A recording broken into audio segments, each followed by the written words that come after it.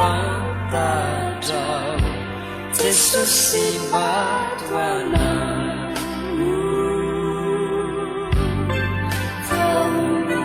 Ditunggu kamnya jalina itunda nyucika salat sifat Jesus imatwana.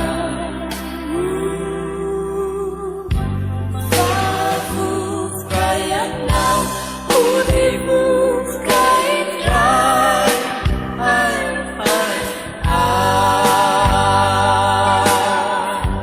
Luisani milani famunteni lai Kristi efamati wana. Favuf kayana udimuf kairai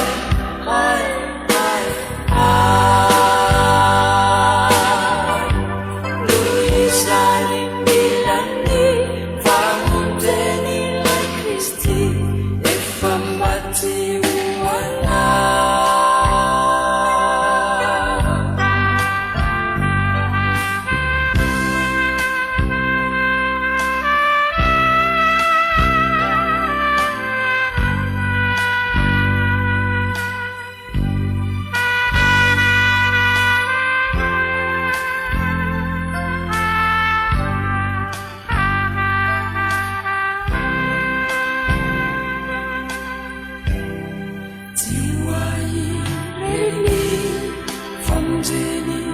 Jesus wanyuheta salat sifat Jesus imatwana. Tunggu ditunggu kamnya jalina itunda nyucika salat sifat Jesus imatwana. Favuf kayana udimuf kairai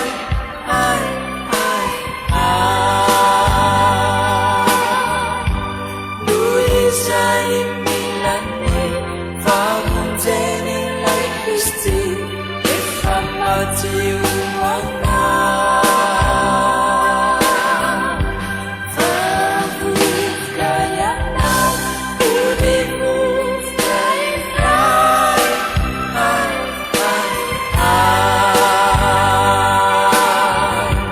Luisani